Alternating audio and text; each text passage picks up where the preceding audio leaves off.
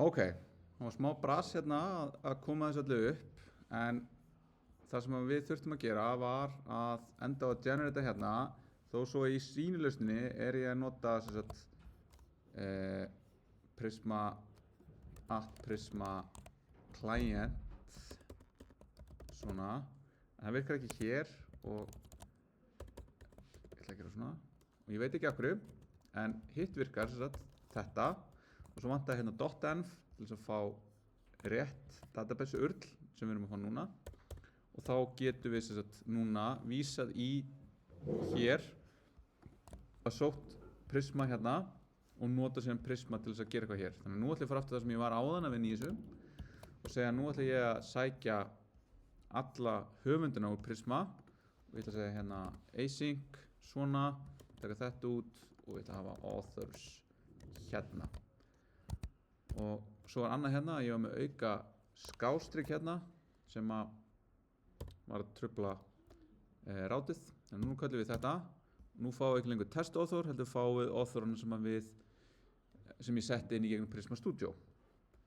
Og síðan get ég farið hérna og sagt author 1 og þá fæ ég nákvæmlega þann author. Þannig að það er hérna, nú er ég búin að útfæra það hérna. Þannig að tökum við þetta svona og svona, þá fáum við þetta rétt hér. Sem er gott. Ég get þá núna sagt að ég vil hérna fá fleiri, ég vil fá marga authors og þá vil ég búið til svona seed og þá getum við farið í Prisma og skoðað hérna hvernig er að setja upp seeds, en seeds er þetta að við vitum að það er eitthvað sem á alltaf að vera í grunnum, þannig að við ætlum að setja það í grunninn, seeding og það er integrated seeding functionality. Þá getum við sagt hérna að seed á að vera bara eitthvað prisma seed.ts. Þannig að við ætlum að fara í Prisma config okkar og það er hérna og við ætlum að bæta þessu við og við ætlum að fara síðan í Prisma möppun okkar og við ætlum að búa til hérna seed.ts.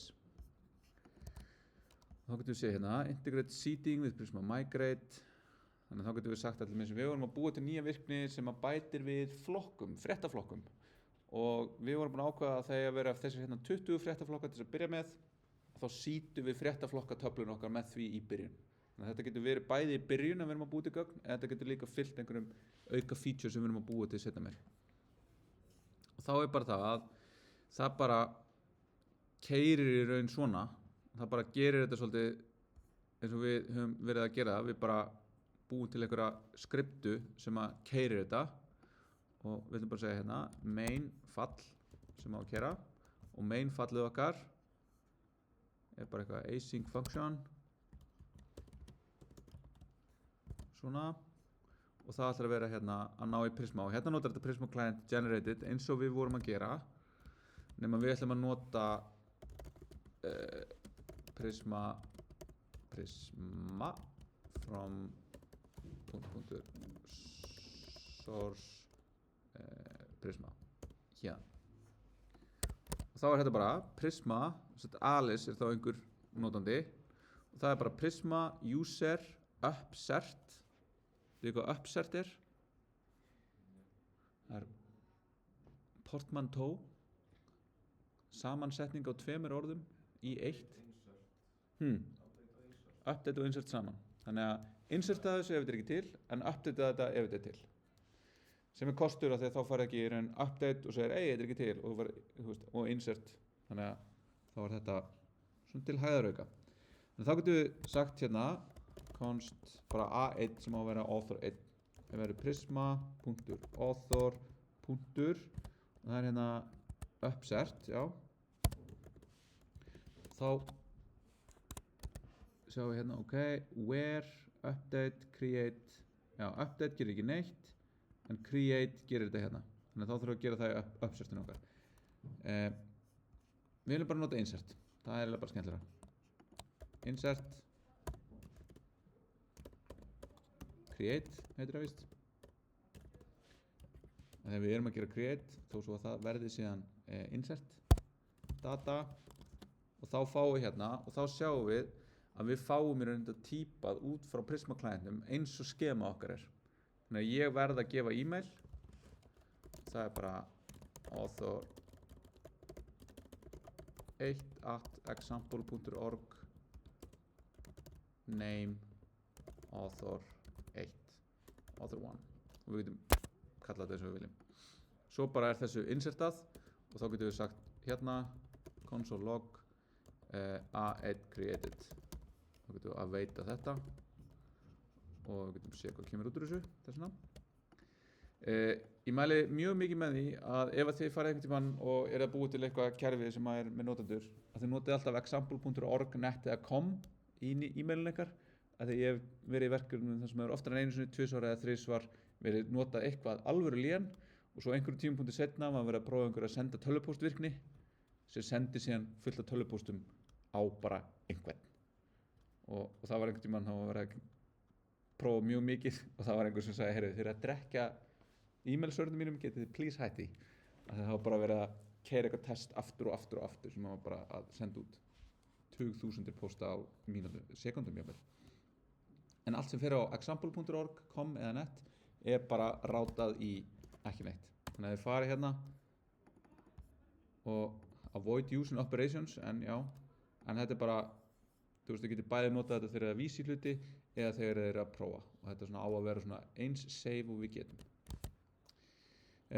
ok, þannig að við erum búin að gera þetta hérna og þá ætlum við að fylgja þessu og sjáum hérna, ok, við erum búin að gera seed og þá ætlum við að geta gert npx prisma db seed sjáum hvað gerist þegar við kerum það núna vistum og vistum nei, ég ætla að besta ok A1 created author 1 the seed command has been executed en núna út af því að upsert kostur að því að við kerum þetta aftur þá fá ég villu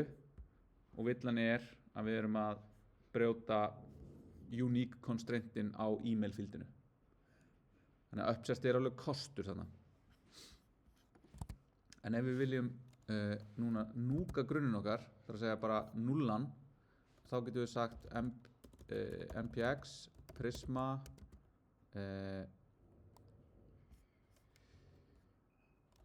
hvað var þetta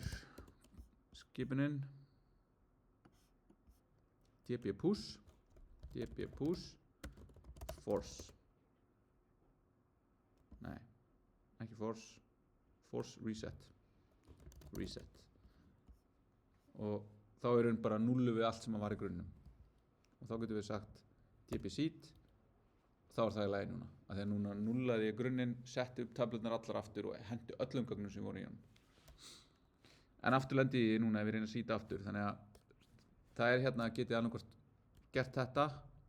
bara skrifa seedið eitthvað einu sinni og gert það einu sinni og verið ánægð með það eða farið að skoða þessa upsert virkni en nú get ég í raun bara afritað þetta og í raun ekkert þannig séð hef engan áhuga á því að vera að geyma eitthvað mikið þannig ég ætla bara að vera með hérna 2 2 3 3 4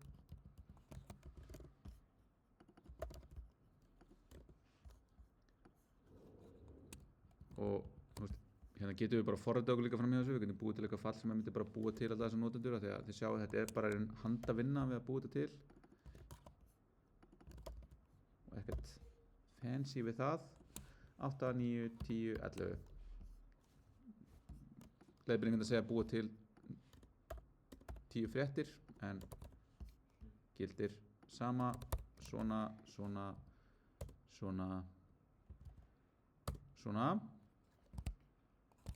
og svo npm run dev og núna getum við farið hér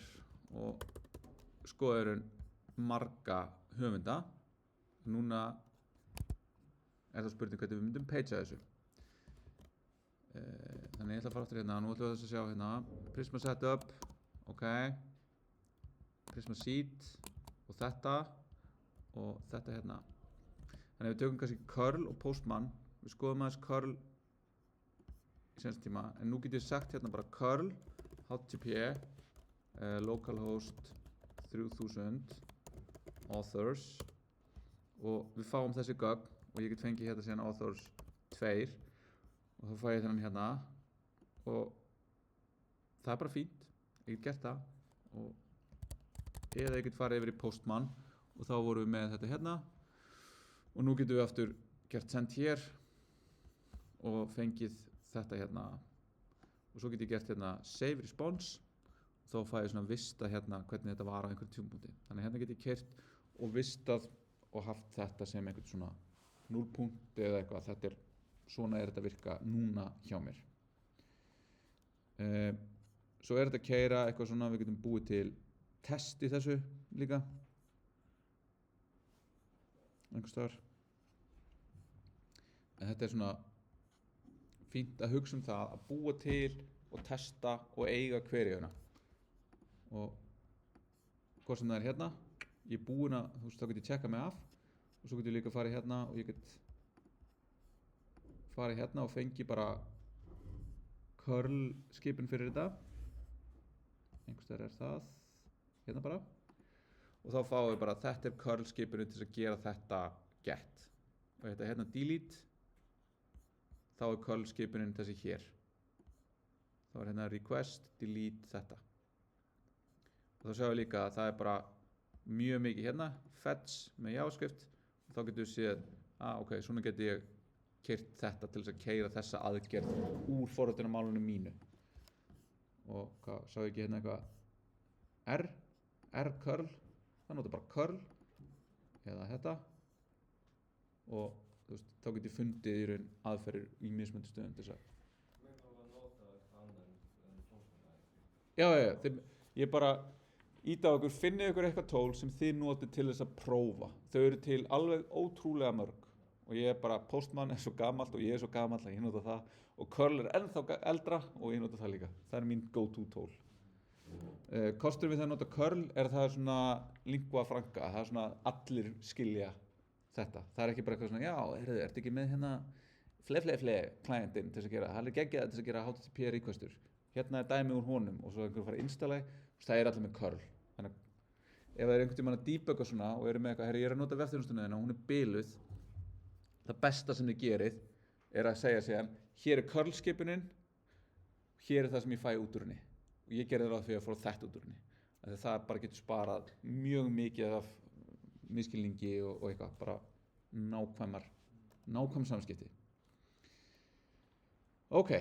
herri þetta var mjög stutt um þetta en við erum komið til hérna, þannig að það er spurning eigum við að taka smá auka og hvað geti verið skemmtilegt að skoða hérna paging já og SOT, já við getum sett bæði upp ég hérna það á alveg við gerum þetta hérna